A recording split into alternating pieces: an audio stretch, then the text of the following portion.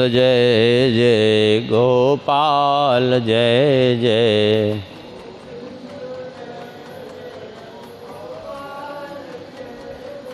श्री राधा रमण हरि गोविंद जय जय।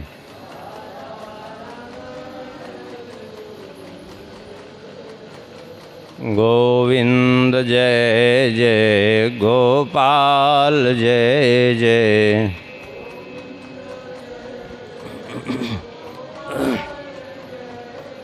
श्री राधा रमण हरि गोविंद जय जय।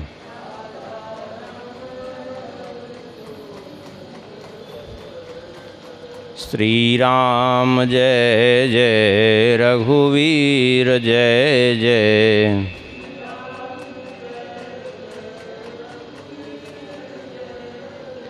सीतारमण श्री रघुनाथ जय जय।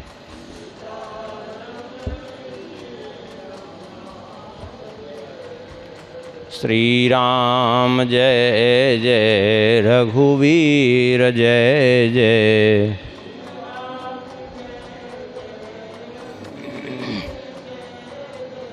सीतारमण श्री रघुनाथ जय जय।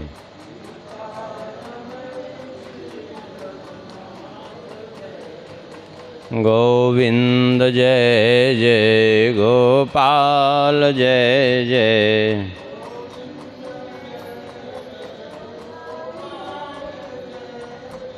श्री राधा रमण हरि गोविंद जय जय।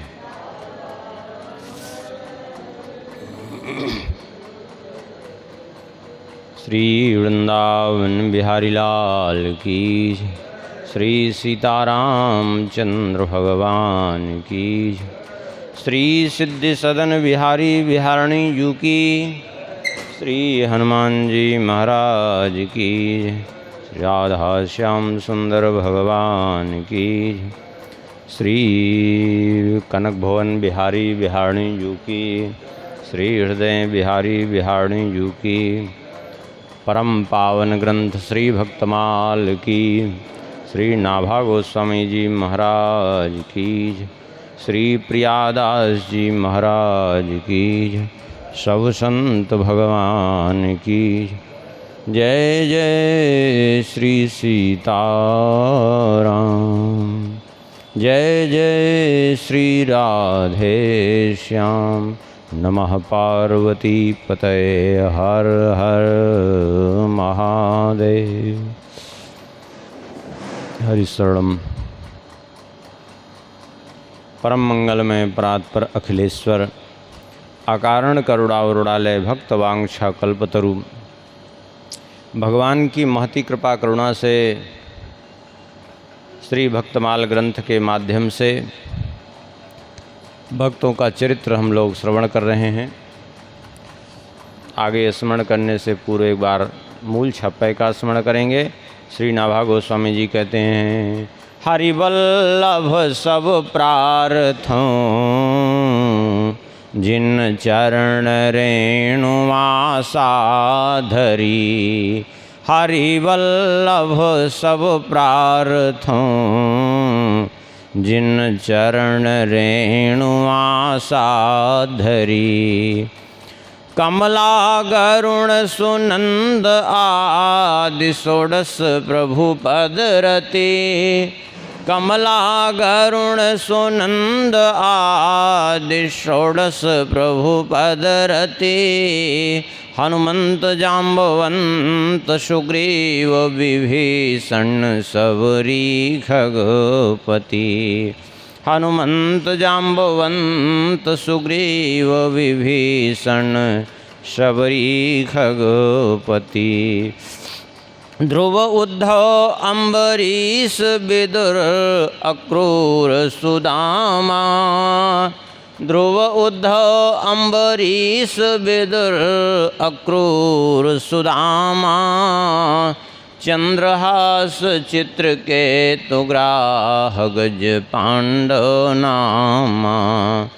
चंद्रहास चित्रकेतु ग्राह गज पांडव नामा। कौसारव कुंती वधू पटयचत लज्जा हरि। कौसारव कुंती वधू पटयचत लज्जा हरि। हरिवल्लभ सब प्रार्थों जिन चरण रेणुवासा धरी। हरिवल्लभ सब प्रार्थों जिन चरण रेणुवासा धरी। इस छप्पय के अंतर्गत कल तक के प्रसंग में श्रवण किए थे विदुर जी का चरित्र। विदुर जी के बाद नाम लिया अक्रूर जी का, लेकिन अक्रूर जी का चरित्र आगे एक छप्पय में और वर्णन है, अक्रूर जी का नाम आया है। और श्री प्रियादास जी ने उनका चरित्र भी जो है अपनी टीका में वहीं पर लिखा है, तो इनका बाद में स्मरण करेंगे। इसके बाद नाम लिया है श्री सुदामा जी का, भगवान के सखा श्री सुदामा जी। श्री सुदामा जी का चरित्र वर्णन कर रहे हैं श्री प्रियादास जी। श्री प्रियादास जी कहते हैं, बड़ो निष्काम शेर चूनहु न धाम ढीग। बड़ो निष्काम शेर चूनहु न धाम ढीग। आई निज भाम प्रीति हरि सो जनाई है। आई निज भाम प्रीति हरि सो जनाई है। सुनि सोच पर्यो हियो खरो अरवर्यो मान। सुनि सोच पर्यो हियो खरो अरवर्यो मान। गाढ़ो लेके कर्यो बोल्यो हाजू सर साई है।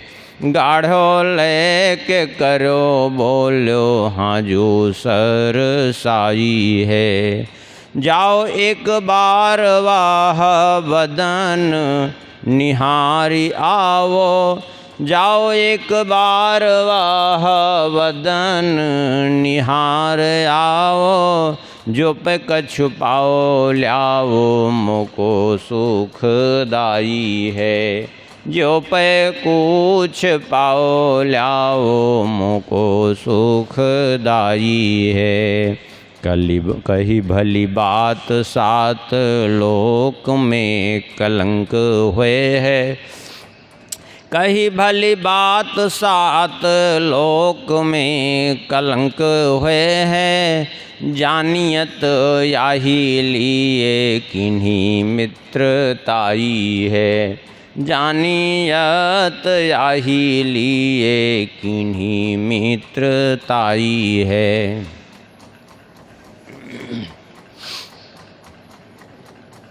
श्री प्रियादास जी कहते हैं, श्री सुदामा जी का चरित्र वर्णन करते हुए, बड़ो निष्काम शेर चूनहु न धाम ढिग। श्री सुदामा जी इतने निष्काम थे कि घर पर कभी एक शेर, चून माने आटा, एक शेर आटा भी जो है कभी संग्रह करके रखते नहीं थे। यद्यपि शास्त्रों में वानप्रस्थी के लिए, गृहस्थी की तो बात जाने दीजिए, वानप्रस्थी के लिए भी शास्त्रों में 1 वर्ष के लिए जो है संग्रह करने की विधि है कि 1 वर्ष तक के लिए वो संग्रह कर सकता है, उसको दोष नहीं है उसमें। लेकिन ये गृहस्थ आश्रम में रहते हुए भी इतने निष्काम थे कि संग्रह कुछ नहीं, शेर भर आटा भी घर में रखते नहीं थे। रोज़ का रोज़ जितना प्राप्त होता उसी में अपना निर्वाह होता घर का, उसी में पत्नी बच्चे सब, ये इनकी स्थिति थी। माने इतने निष्काम थे।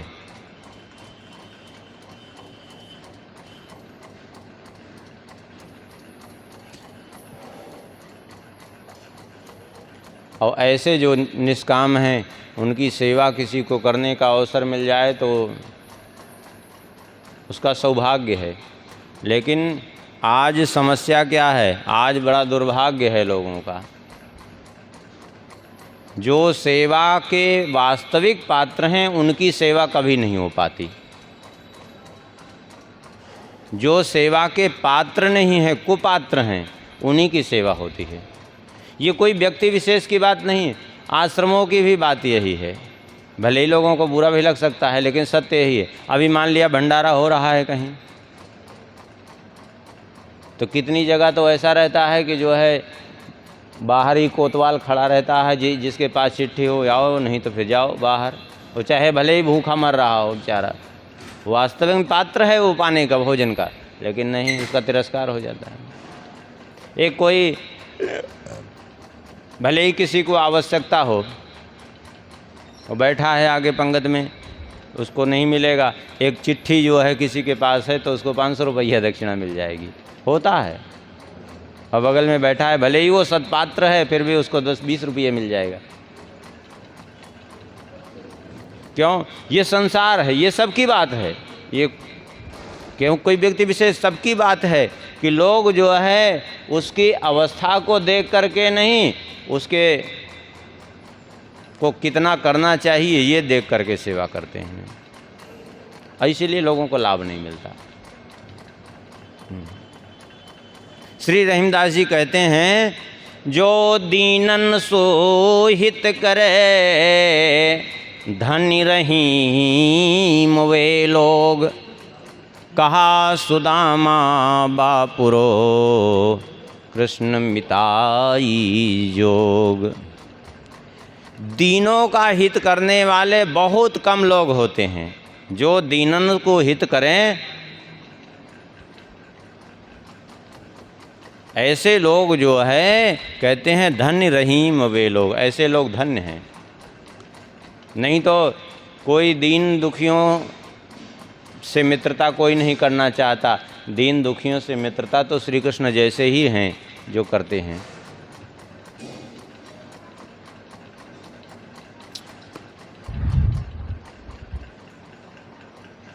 श्री सुदामा जी कौन हैं? आप लोग सत्यनारायण भगवान की कथा खूब सुने होंगे। सत्यनारायण व्रत कथा स्कंद पुराण रेवा खंड में वर्णित है। सत्यनारायण व्रत कथा, उसमें भी इनका नाम आया है। क्या? सतानंद नाम के ब्राह्मण जो गरीब थे, उस समय उन्होंने भगवान सत्यनारायण भगवान की पूजा की थी, और एक बार पूजा की, फिर बार बार वो पूजा करते रहे। वे ही दूसरे जन्म में सुदामा जी हुए, क्योंकि वहाँ स्पष्ट रूप से वर्णन है। सतानंदो महाप्राज्ञः सुदामा ब्राह्मणो यभूत। वे सतानंद जी ही दूसरे जन्म में सुदामा नाम के ब्राह्मण हुए। हाँ, तस्मिन् जन्मनि श्रीकृष्णं ध्यात्वा मोक्षमवापः। और उस जन्म में भगवान श्री कृष्ण का ध्यान करके, भगवान श्री कृष्ण का चिंतन करके मित्र भाव से मोक्ष को प्राप्त किया उन्होंने, भगवान के परम धाम के अधिकारी हो गए। ठीक है।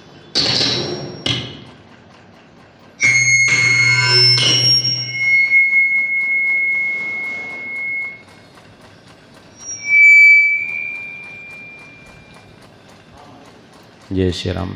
हाँ, दूसरे जन्म में सुदामा हुए वही। और सुदामा जी के रूप में कौन है भगवान से, इनका क्या संबंध है? तो श्री सुखदेव जी कहते हैं, कृष्णस्यासि सखा कश्चित् ब्राह्मणो ब्रह्मवित्तमः विरक्त इंद्रियार्थेषु प्रशांतात्मा जितेन्द्रियः। श्री कृष्ण के सखा हैं।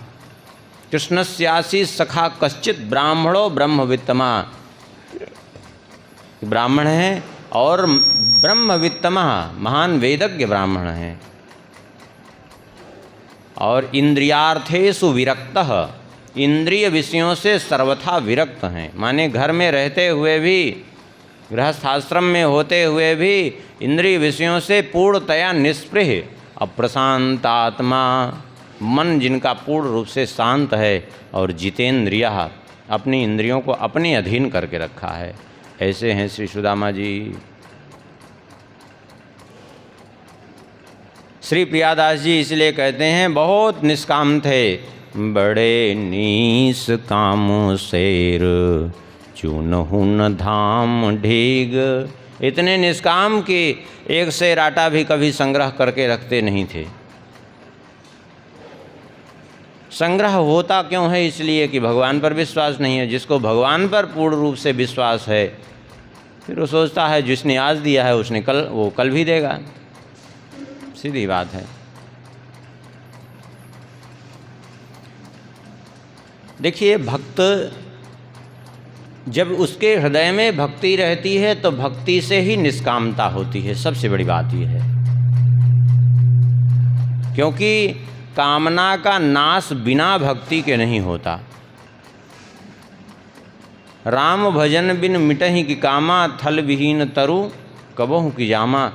बिना भगवान के भजन के कामना का नाश उसी प्रकार नहीं हो सकता जैसे बिना धरती के पेड़ का उगना संभव नहीं है। भक्त का स्वभाव कैसा हो जाता है, कैसा निष्काम होता है? श्री भरत जी महाराज कहते हैं अपने शब्दों में, अर्थ न धर्म न काम रुचि, गति न चहु निर्वाण। जन्म जन्म रति राम पद याह वरदान न आन। कुछ नहीं चाहिए, न अर्थ चाहिए, न धर्म चाहिए, न काम चाहिए, न मोक्ष चाहिए, कुछ नहीं चाहिए। फिर क्या चाहिए? बोले जन्म जन्म रति राम पद याह वरदान न आन। जन्म जन्मांतर में भगवान श्री राम जी के चरणों में प्रीति चाहिए। ठीक है, भागवत जी में भी बार बार इस बात को पुष्ट किया गया।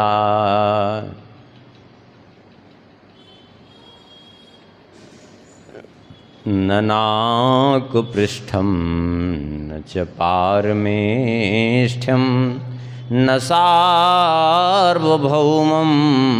नरसाधिपत्यं, न योगसिद्धिरपुनर्भवं वा समञ्जसत्वा विरहीयकांक्षे। न स्वर्ग का आधिपत्य चाहता है, न ब्रह्मलोक का ब्रह्मा जी का पद चाहता है, न तो वो सार्वभौम सम्राट होना चाहता है, न रसातल लोक का आधिपत्य ही चाहता है, न योग की सिद्धियां चाहता है, न मोक्ष ही चाहता है। वो तो एकमात्र भगवान को चाहता है, भगवान का प्रेम चाहता है और कुछ भी नहीं चाहता। ये होती है भक्ति की स्थिति। क्यों? अरे भक्त को समय ही कहाँ है कुछ चाहने का, और कोई समस्या जो है ये, क्योंकि ये सारी समस्या ही है। उसको समय ही कहाँ है सुख के लिए, उपभोग के लिए, विषय के लिए, ये राजपद के लिए, उसको समय ही नहीं है। हाँ, जिसकी ऐसी स्थिति है कि रोमांचेन चमत्कृता तनुरियं भक्त्या मनोनन्दितं, प्रेमाश्रूणि विभूषयन्ति वदनं कंठं गिरो गदा।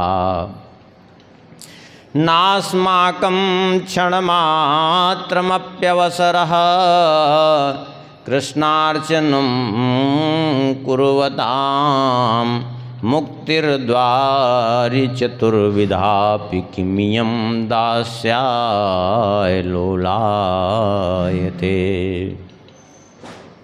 रोमांचेन चमत्कृता, जिसका रोम रोम भगवान की सेवा से प्रफुल्लित हो रहा है, भगवान की सेवा करके जिसके हृदय में आनंद से रोमांच हो रहा है, और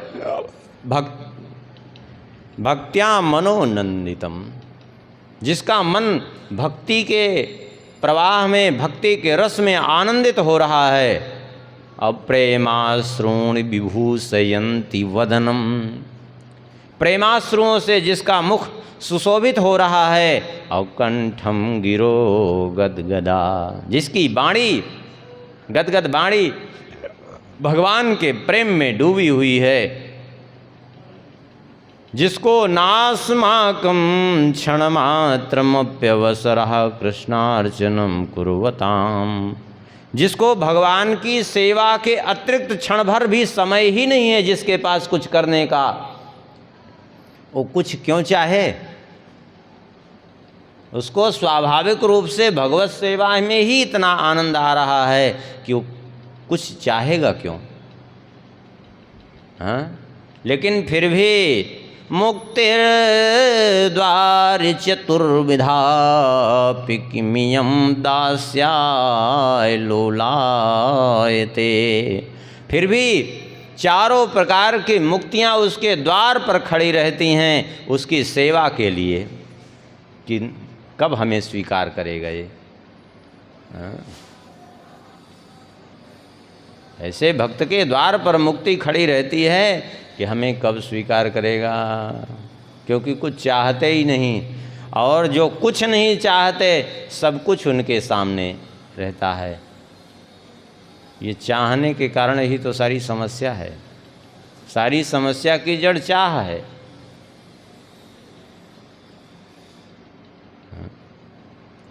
और जो चाह रहती है, लोग कहते हैं ना, जहाँ चाह वहाँ राह, जहाँ संसार की चाह रहती है तो संसार को पाने के लिए वो कहीं ना कहीं रास्ता ढूंढ लेता है। संसार को पाने के लिए कोई न कोई बहाना, कोई न कोई उपाय वो ढूंढ ही लेता है। क्यों? क्योंकि वो चाह ही उसके लिए राह बना देती है। लेकिन श्री सुदामा जी का चरित्र कैसे हैं? कहते हैं, बड़ो निष्काम शेर चून हूँ न धाम ढीग, आई निज भाम प्रीति हरिसो जनाई है। अब ये तो कुछ नहीं चाहते थे, इनकी पत्नी जो है उस धन के न होने से थोड़ा कभी कभी उद्विग्न हो जाती थी। क्यों भाई? स्वयं तो जैसे तैसे बच्चों को भी देखना पड़ता, सबको देखना पड़ता, पति को भी देखना पड़ता कि ऐसी स्थिति है। भले ये नहीं चाहते थे, लेकिन पत्नी बेचारी वो कभी कभी थोड़ा सा ऐसी स्थिति देख करके उद्विग्न हो जाती। तो अच्छा, चाहते भी क्यों नहीं भक्त? क्यों नहीं चाह उनके मन में होती? क्योंकि भगवान ही तो कहते भी हैं क्या, वचन कर्म मन मोर गति, भजन करहीं निष्काम। जो मन से, कर्म से, वचन से एकमात्र भगवान ही जिनकी गति हैं। वचन कर्म मन मोर गति, भजन करहीं निष्काम। तिनके हृदय कमल मह करऊँ सदा विश्राम। उसी के हृदय कमल में भगवान विश्राम करते हैं।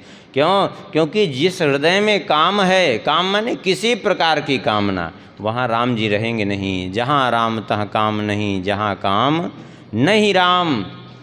तुलसी कबहू कर रह सकें, रवि रजनी एक ठाम। जब भगवान हृदय में रहेंगे तो काम अपने आप ही नहीं रहेगा, और कामना है तो भगवान कैसे रहेंगे? सूर्य उदय हो और रात्रि रहे, ऐसा संभव है क्या? नहीं संभव है, क्योंकि जहाँ सूर्य है वहाँ रात्रि का होना ही असंभव है, सीधी बात है। ऐसे जिस हृदय में भगवान रहते हैं वहाँ फिर किसी प्रकार की कामना रहती ही नहीं है। हाँ। तो इनकी पत्नी जो है कभी कभी दुखी होती। एक दिन जो है श्री प्रियादास जी कहते हैं, एक दिन ऐसे ही इनकी पत्नी के मन में आया कि क्या करें, ऐसी गरीबी भोग रहे हैं, ये न जाने हमारी गरीबी कब दूर होगी। हाँ, अच्छा, संसार में प्रायः देखा भी ऐसे खूब जाता है। भगवान नारायण के कई ऐसे भक्तों का चरित्र देखा जाता है जिनके पास कुछ भी नहीं था। हाँ, श्री कुम्भन दास जी का चरित्र देखिए। अरे तिलक लगाने के लिए एक दर्पण तक नहीं वो जल में देख करके तिलक लगा देते, बैठने के लिए आसन तक नहीं। हाँ, एक बार श्री कुम्भन दास जी की घटना है।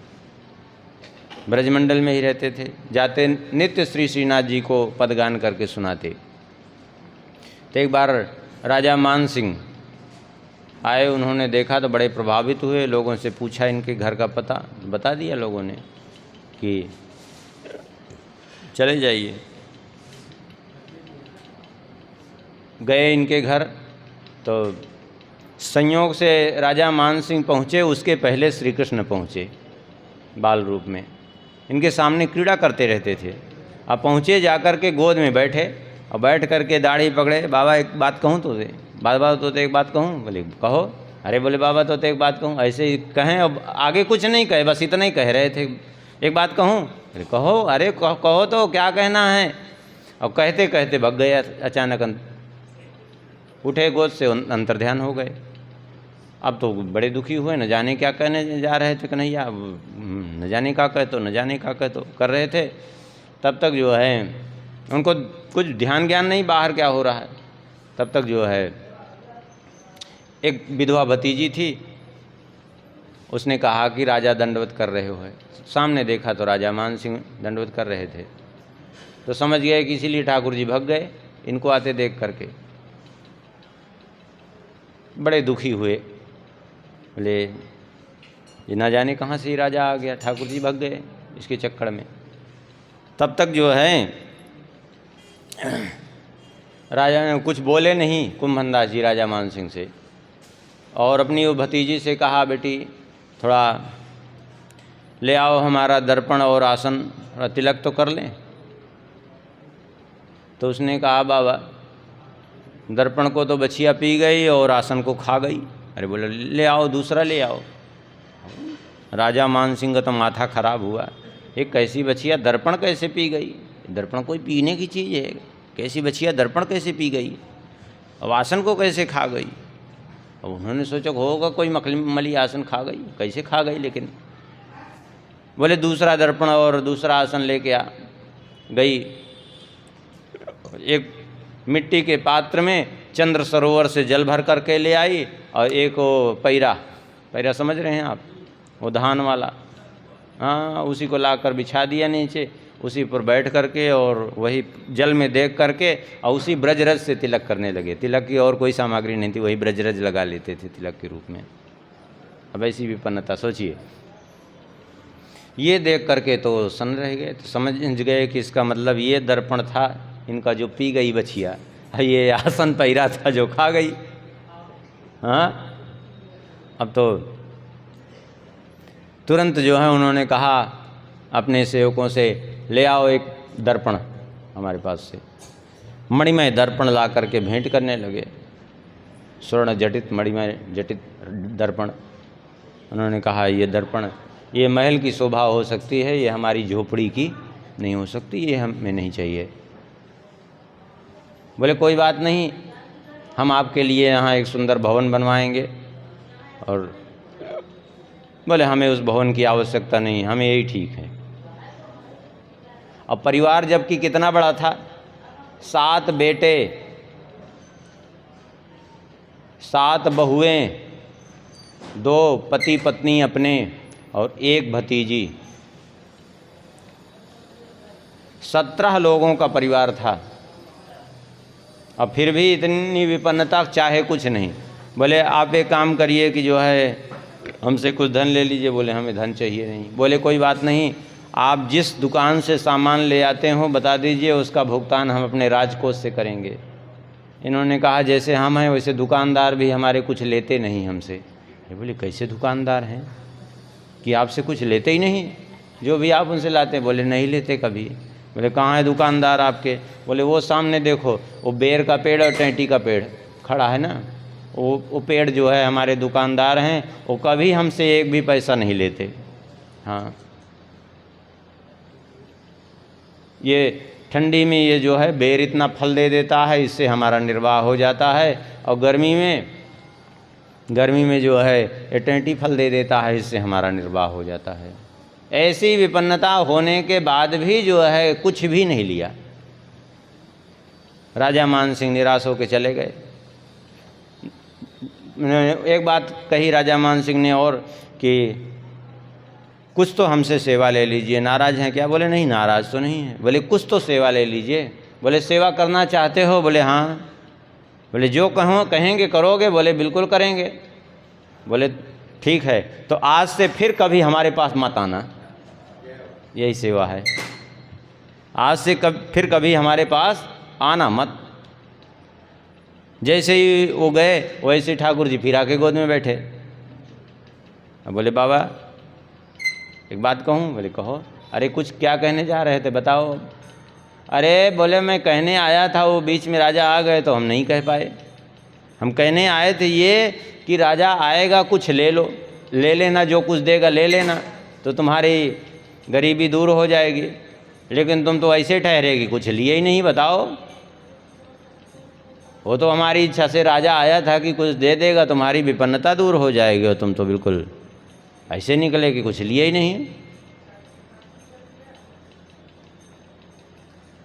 सुन करके कुम्भनदास जी ने कहा कि जब आप हमारे पास हैं तो हमें किसी चीज़ की आवश्यकता क्या है?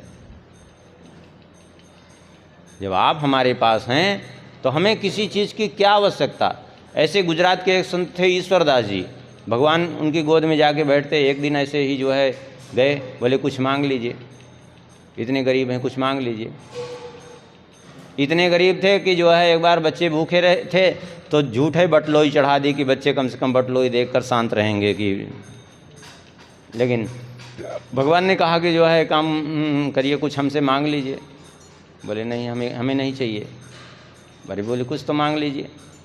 बोले अच्छा एक बात बताओ, जैसे आज आप आके गोद में हमारे बैठ जाते हो, क्या दे देने के बाद भी ऐसे बैठोगे? बोले फिर काहे बैठेंगे, जब दे देंगे आप अपना, आपकी समस्या दूर हो जाएगी तो फिर हम काहे आएंगे। यही है, अगर कुछ चाह हो गई तो फिर भगवान वहीं दूर हो जाते हैं।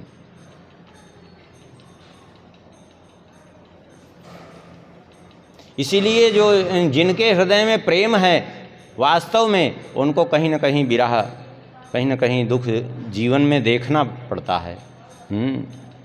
चंद को मित्र चकोर सदा, ते ही भोजन आगि बिरंचिन दीनो।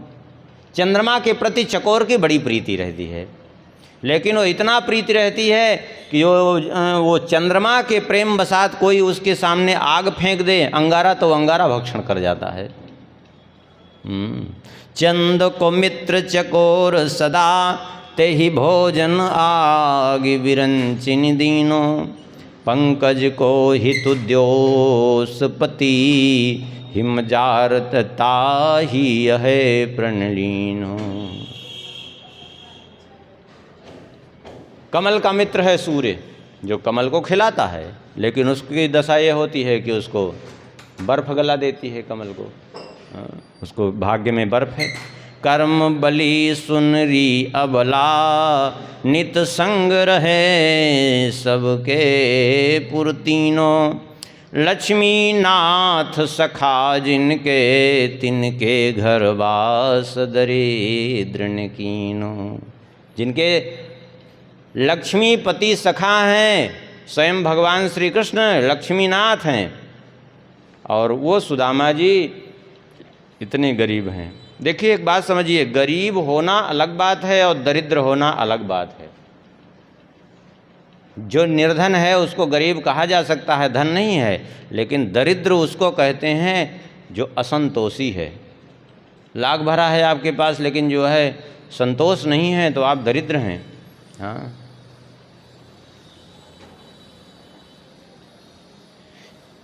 ब्राह्मण पहले दरिद्र रहते भी थे प्रायः।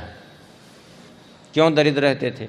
ये तो लक्ष्मी जी ने जब रुक्मिणी जी का विवाह एक ब्राह्मण के द्वारा ही संपन्न हुआ और रुक्मिणी जी बड़ी व्यथित थी, और एक ब्राह्मण ने ही जाकर के भगवान को ला करके रुक्मिणी जी के विवाह में सहयोग किया, तो रुक्मिणी जी ने ब्राह्मण के चरणों में प्रणाम करके अपने जो है श्राप को वापस ले लिया। नहीं तो लक्ष्मी जी का श्राप है ब्राह्मणों को पहले कि ये हमेशा गरीब बने रहेंगे। लक्ष्मी जी ने कहा भी एक जगह, भगवान ने कहा तुम ये बताओ ब्राह्मणों के पास क्यों नहीं जाती हो धन देने के लिए? तो लक्ष्मी जी ने कहा हे प्रभु, ये हमारे जन्मजात शत्रु बने बैठे हैं, तो मैं क्या करूं जाके इनके पास? कैसे? बोले पीतः क्रुद्धेन तातः चरण तल हतो बल्लभो एन रोषात् द्वारवत्यां विप्रवर्गैः शुभमुख विवरे धारिता वैरिणी में गेहं मे छेदयन्तः प्रतिदिवसम् उमाकांत पूजा निमित्त तस्मात् छिन्ना सदा द्विज प्रतिनिलयम नाथ नित्यम त्यजामि। लक्ष्मी जी ने कहा कि जन्मजात शत्रु हमारे इसलिए बने रहते हैं कि हमारे पिता हैं समुद्र, समुद्र की पुत्री हैं लक्ष्मी जी। हमारे पिता समुद्र और एक ब्राह्मण वो थे अगस्त जी, उठा के हमारे पिता को पूरा पी गए। हाँ, उनको डाल लिए उठा के सीधा मुख में पेट में रख लिया। लेकिन इतना ही नहीं, विवाह हुआ, आपके पास आई, तो भी इन ब्राह्मणों ने हमारा पीछा नहीं छोड़ा। क्या किया? बोले यहाँ आने के बाद भी वहाँ तो पिता को कष्ट दिया हमारे, पी गए, और यहाँ बोले चरण तल हतो बल्लभो एन रोषात्। एक दूसरे ब्राह्मण हुए भृगु जी, उन्होंने आप मेरे पति और आपे के ही चरण प्रहार किया के आपके ही वक्षस्थल में, आपकी छाती में लात मारा कि आज भी वो मिटा ही नहीं दाग। तो इन्होंने न तो हमारे पिता को छोड़ा न पति को छोड़ा, सब जगह जो है। और इतना ही नहीं, द्वारवत्याम विप्रवर्गई शुभमुख विवरे धारिता वैरिणी में। और अपने मुख पर जो मेरी वैरिण है सरस्वती को अपने मुख पर धारण करते हैं सदा। आप देखेंगे कभी भी जहाँ जो ज़्यादा पढ़े लिखे के पास संपत्ति कम होती है, जो गंवार हैं वो जाए संसद भवन में बैठे हैं, उनके पास संपत्ति ज़्यादा होती है, प्रायः देखने को मिलता है।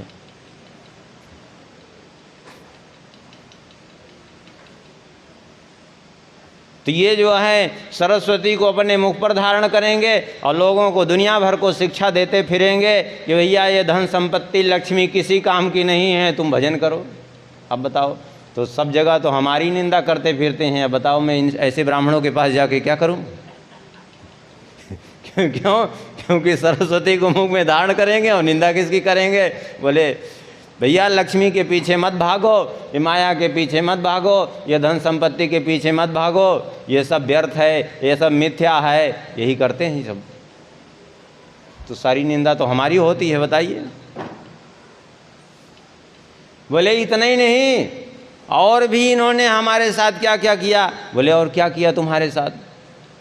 लक्ष्मी जी ने कहा गेहम में छेदयन्तः प्रतिदिवस उमाकांत पूजा निमित्त।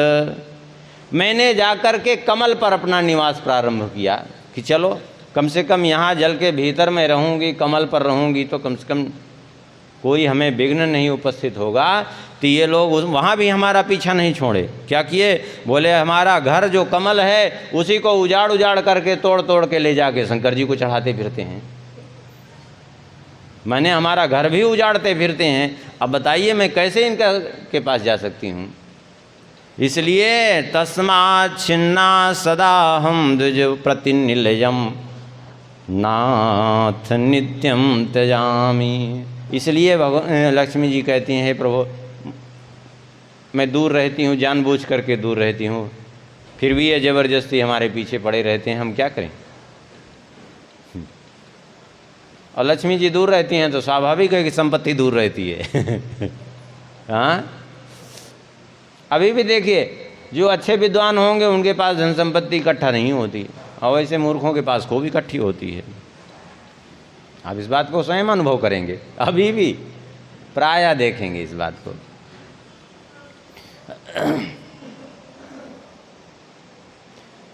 लेकिन एक बात है, भले ही उसके पास धन संपत्ति नहीं इकट्ठा हो, लेकिन धन संपत्ति जहाँ रहती है वहाँ समस्या रहती है, और जहाँ भगवान रहते हैं वहाँ तो कोई समस्या ही नहीं है। हाँ, गोस्वामी जी तो एक जगह कहते हैं, 8 गांठ कौपीन में ओ भाजी बिनु लोन। ऐसे ऐसे महापुरुष मिल जाएंगे, 6-6, 8-8 गांठ है लंगोटी में, छोटी सी लंगोटी उसमें भी इतनी है। 8 गांठ कौपीन में ओ भाजी बिनु लोन। कभी कभी साग बनाया तो नमक भी नहीं है डालने के लिए, लेकिन तुलसी रघुवर उर्वसे तो इंद्र बापुरो कौन। लेकिन जब श्री राम जी आकर के हृदय में बस जाएं तो इंद्र भी उसके सामने क्या है।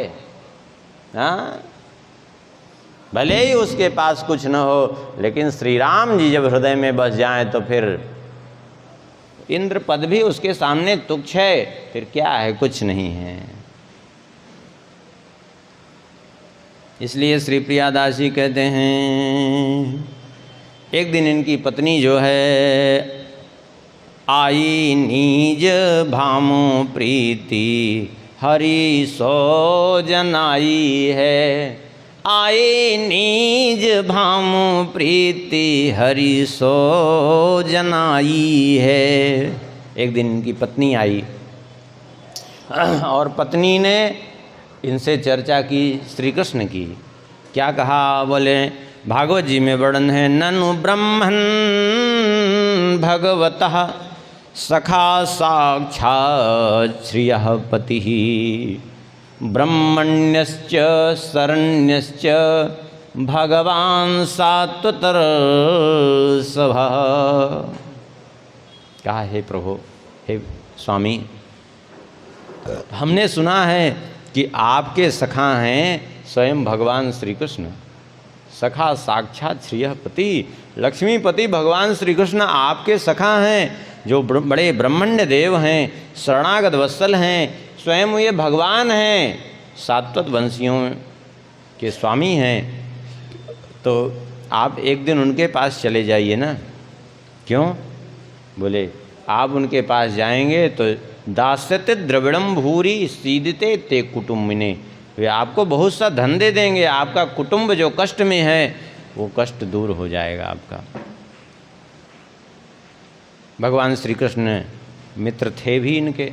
इनकी मित्रता कैसे हुई थी भगवान श्री कृष्ण की? श्री कृष्ण गए थे संदीपनी महर्षि के यहाँ जब शिक्षा ग्रहण करने।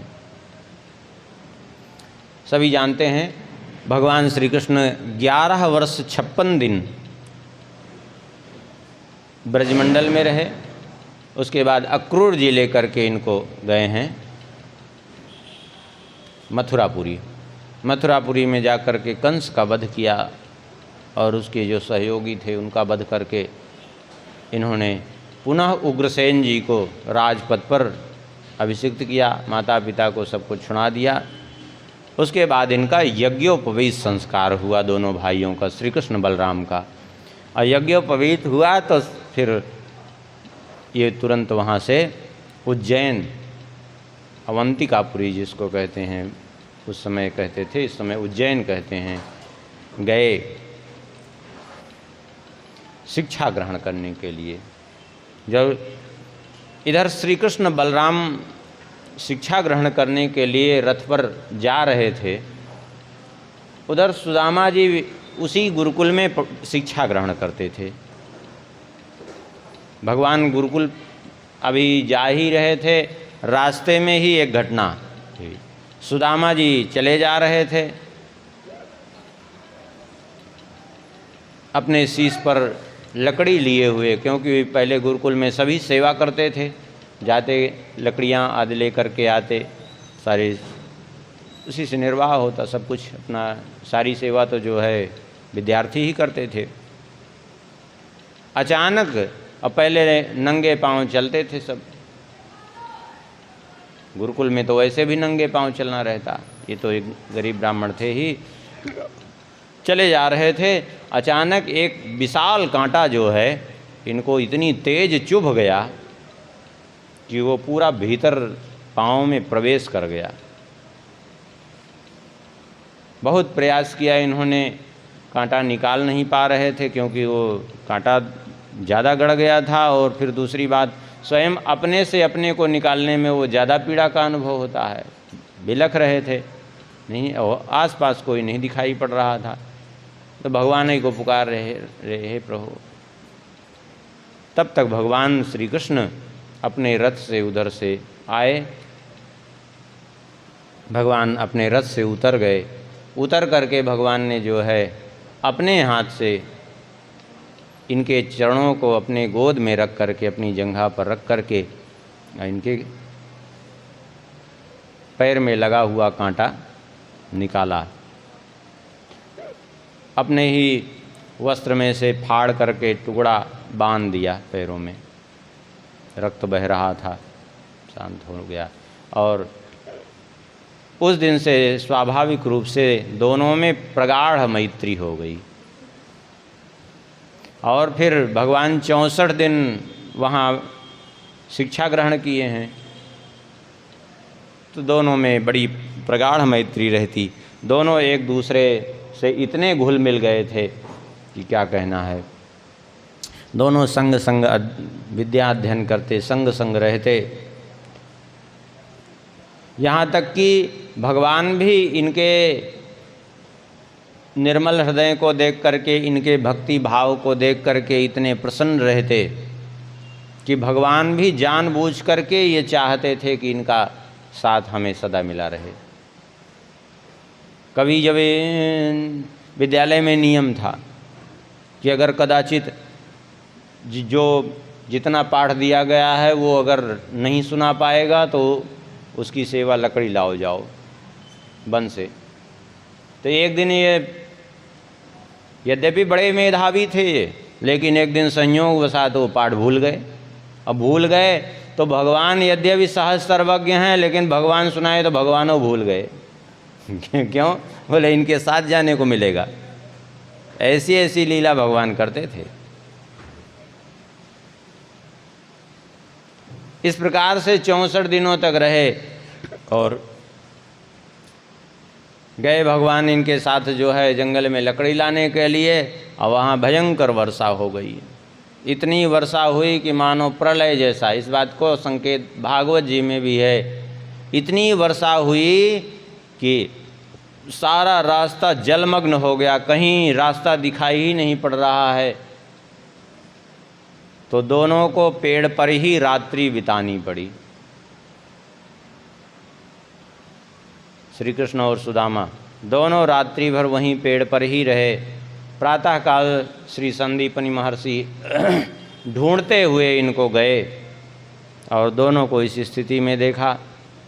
प्रसन्न हो गए, बोले तुमने हमारी सेवा के लिए इतना कष्ट उठाया, हम आशीर्वाद देते हैं कि संपूर्ण वेद वेदांग तुम दोनों को पूर्ण रूप से उस तरह से कंठस्थ रहे जैसे तुरंत की पढ़ी हुई विद्या सदैव स्मरण में रहती है।